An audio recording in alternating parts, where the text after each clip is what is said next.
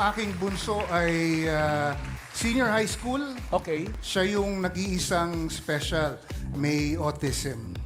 Oh. Ilang taon po Pero siya? nag-aaral siya, ah. Nag-aaral siya, senior Oo. high na. 17 years old, Miles. 17. Yun ba yun?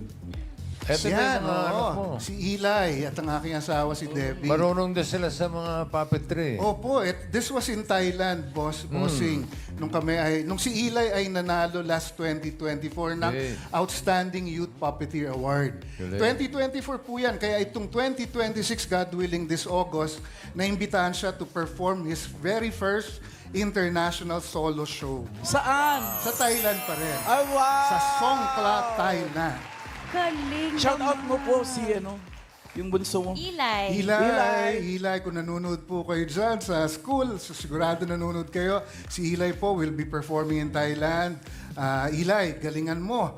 Idadalin mo, solo show kasi, dadalin mo ang Pilipinas on your own. First time.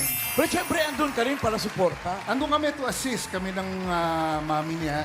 Pero solo show meaning talaga sa kanya nakafocus. Kaya namin ginawang solo show, we want to inspire other children and other parents na may mga anak na nasa autism spectrum para makita nila kung anong pwedeng gawin ng mga bata despite the fact that they have autism.